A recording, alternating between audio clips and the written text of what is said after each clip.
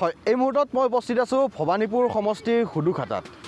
আৰু যেহেতু মই পথাৰত উপস্থিত আছোঁ প্ৰথমতে মই পথাৰৰ দৃশ্য দেখুৱাবলৈ ভিডিঅ' জাৰ্নেলিষ্টক অনুৰোধ জনাইছোঁ চাৰিওফালে কেৱল মাথো সেউজীয়া আৰু সেউজীয়া যেহেতু এতিয়া পথাৰৰ ভৰপূৰ সময় আৰু ভুই ৰোৱা আৰু কঠীয়া তোলা আচলতে ভৰপূৰ সময় সেয়ে এতিয়া ৰোৱনীসকল ব্যস্ত হৈ পৰিছে পথাৰত ভুই ৰোৱা আৰু কঠীয়া তোলা দিছে এই মুহূৰ্তত মই দেখুৱাইছোঁ কেইগৰাকীমান ৰোৱনী তেওঁলোকে এনেধৰণে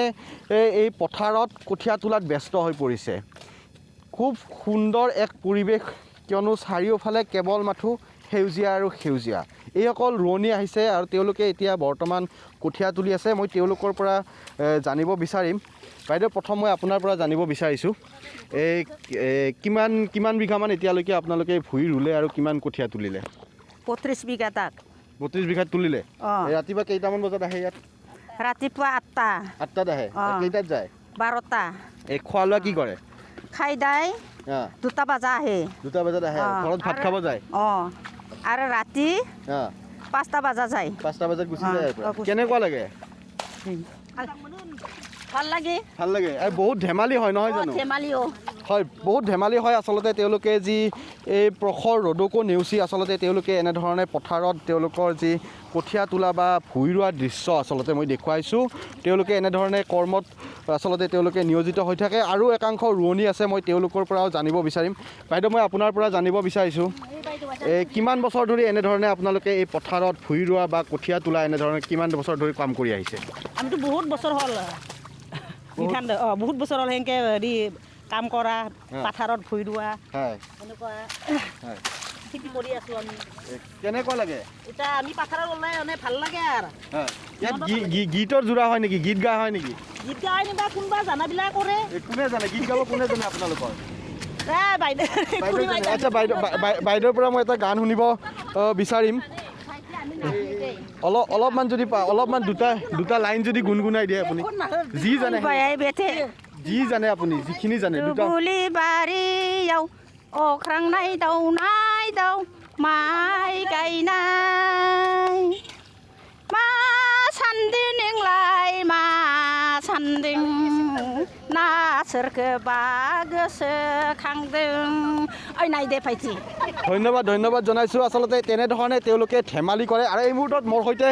উপস্থিত আছে ভবানীপুৰৰ জ্যেষ্ঠ সাংবাদিক ৰাজীৱ দা আছে মই ৰাজীৱ দাৰ পৰা জানিব বিচাৰিম খুব এক সুন্দৰ পৰিৱেশ ৰাজীৱ দা নহয় জানো ভুই ৰোৱাৰ দৃশ্য কি ক'ব আচলতে এই অঞ্চলটোৰ জীৱন আৰু জীৱিকাই আছে কৃষিৰ ওপৰত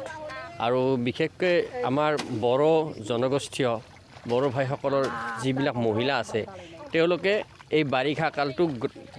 কালটো এই পথাৰৰ বুকুতেই তেওঁলোকৰ জীৱন তেওঁলোকৰ জীৱিকা তেওঁলোকৰ এটা শ্ৰম ত্যাগ সাধনা আনন্দ স্ফূৰ্তি এইবিলাক জীয়াই ৰাখিছে এই পথাৰত তেওঁলোকে প্ৰখৰ ৰ'দ বা বৰষুণকো নেওচি তেওঁলোকে এনেধৰণে কাম কৰি থাকে তেওঁলোকে যথেষ্ট আনন্দ কৰে আপুনিও যিহেতু এগৰাকী সাংস্কৃতিক কৰ্মী এটা গান আটাই আমি এটা গান জুৰিব পাৰিম নেকি ৰাজীৱ দা গান এটা লগাই দিয়ক মই এটা গান গাই দিম বড়ো ভাষাতে গাইছোঁ বৰশী দৈমা বাৰনাইনি আগেলাই সাৰি बेलासि समाय हारसिंनै मोजा थाङैनि মানে সকলোৱে সহযোগ কৰিব লাগে একেলগে थांफानि बिनि खैर महर नोंनि गोमो गोजौ खायमिया दखना आगर हराय सानसुहाय समायना महर बिरहां बिरहां दावराय गाय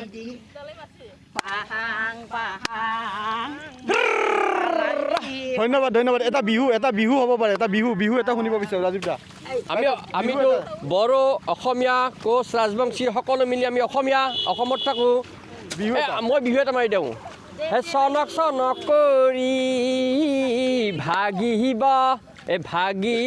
ধৰিব এই চনক কৰি ভাগিব মোৰে বুকুখনি ভাগিব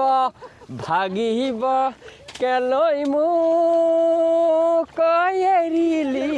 এঠানিয়ে বাণী এঠানিয়ে বাণী কৰি। নিশ্চয়কৈ খুব সুন্দৰ পৰিৱেশ। আচলতে এনেধৰণে তেওঁলোকে প্ৰখৰ ৰ'দকো নেওচি তেওঁলোকে যি নিজৰ কৰ্ম আচলতে এনেধৰণে কৰি গৈছে আৰু তাৰ মাজতে এনেধৰণে তেওঁলোকে গীত গাই আচলতে ফূৰ্তি কৰি তেওঁলোকে এনেধৰণে পথাৰত এই বাৰিষা কালছোৱা সময়ছোৱা এনেধৰণে তেওঁলোকে অতিবাহিত কৰা দেখিবলৈ পোৱা গৈছে।